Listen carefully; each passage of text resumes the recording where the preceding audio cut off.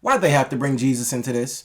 If you're going to make a terrible movie, please exclude Jesus from anything being a part of your movie, because he doesn't need to be a part of your trash. He doesn't need to be dragged into your garbage, your hot mess, your non-creativity-ness. It just...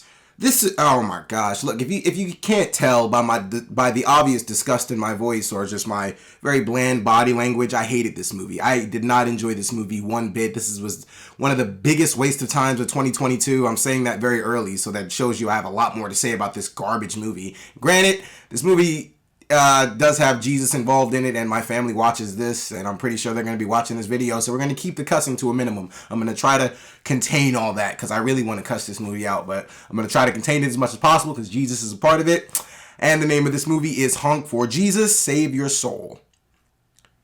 By that title alone, I should have known this was a stupid waste of time. You know what? Just cut to the review. Cut to the review.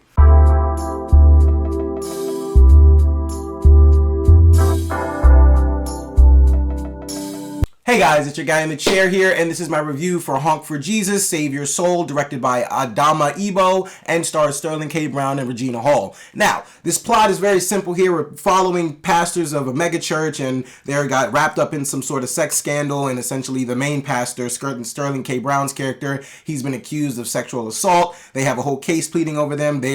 Some time has passed. They've just, gone over settlements, essentially. Basically, this pastor is Deshaun Watson, and they're doing the same exact thing the NFL's doing, just giving out settlements to make it all go away. And now he's trying to reopen this big mega church, and essentially this is just the documentation of that reopening of the church. And when I tell you this is one of the dumbest movies in the entire world, well, it might not be the dumbest movie in the entire world, but it's definitely one of the dumbest movies I've seen this year. And I'm talking about dumber than Morbius. Like, this movie is just absolutely ridiculously stupid.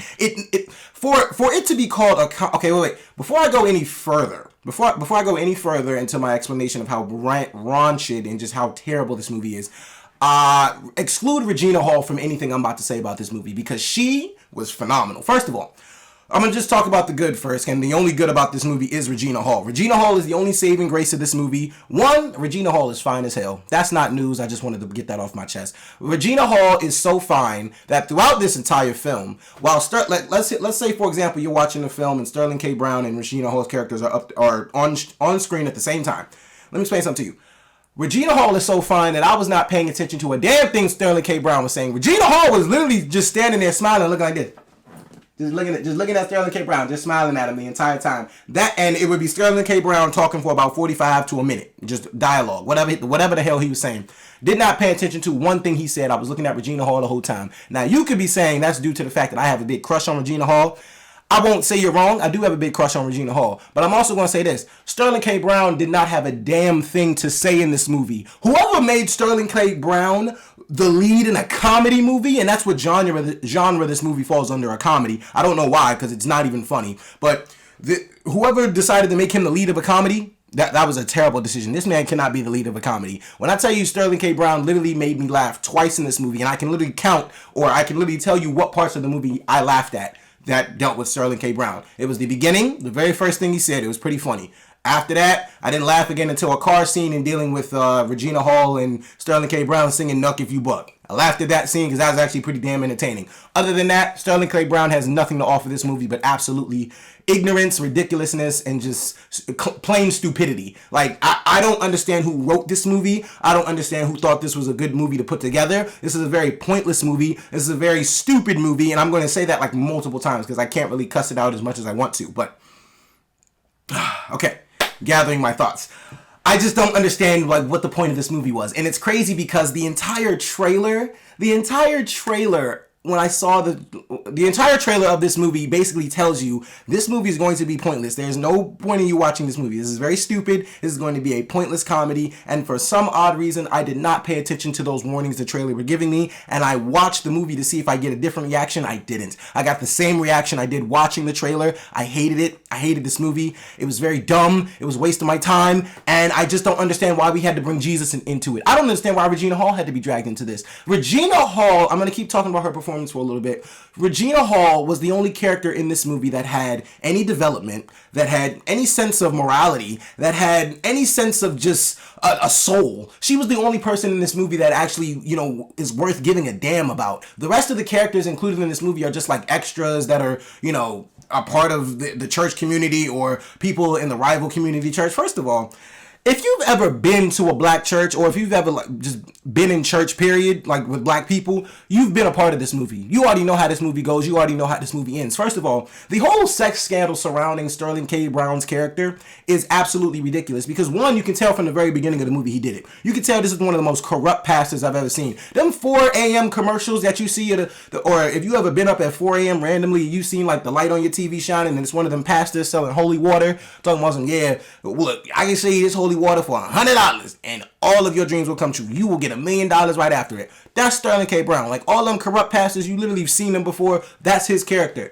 It's literally very obvious from the jump how corrupt and how just dense this dude is. Like you've seen all these corrupt pastors before.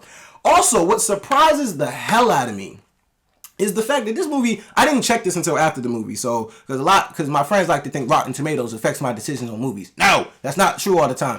Sometimes it is true, I gotta admit. But I checked the Rotten Tomatoes score after this movie. This movie has a 74% with 101 reviews. Let me explain something to you. I can tell you without even clicking to see who those reviews are. Majority of those people are white people, because white people will be the only people that be entertained by this movie is white people, because white people find black church so fascinating that they won't actually go to it their damn selves to figure it out, or to experience it them damn selves. But they will watch a movie like this and just walk away saying, "Oh my God, that was so good." That's just how now those black people. That's just how they act. Oh my God, like bruh. White people are the only people that's going to be entertained by this dumbass comedy. White people are the only people that's going to think this is remotely funny. If you want to, dude, you can probably go to like 4 local churches and find better material than what this movie gave. Like this is the biggest waste of my time, and this is the biggest waste of time I've sat through in a while. Like I just don't understand why I went to go see this movie.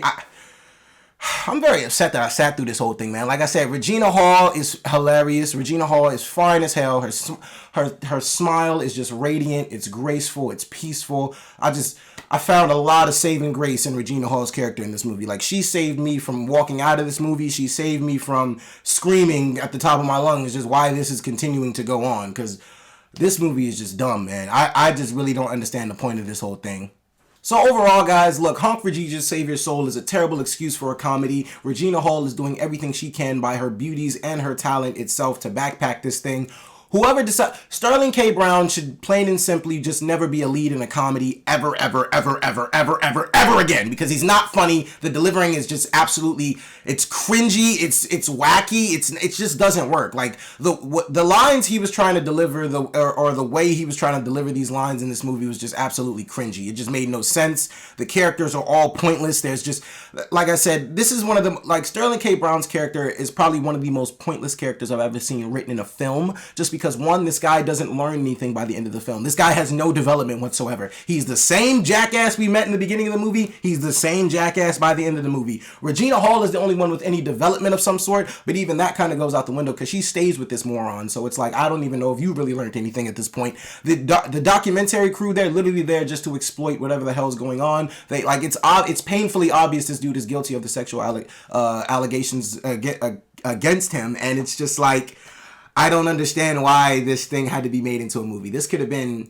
why did this get released in theaters? Dude, of all the movies getting put on, like, streaming, like, that could, like, just put it on streaming. This could have been a Netflix movie. Like, seriously. Me Time probably would have been better in theaters than this. Like, I don't understand the point of this movie at all. Regina Hall, I'm so sorry you had to be a part of this. It was great seeing you, boo. You are looking, look, the term milk and honey, and this is way off topic, not really, because I'm talking about Regina Hall. The term milk and honey, I believe, was named after 2 women, Halle Berry and Regina Hall.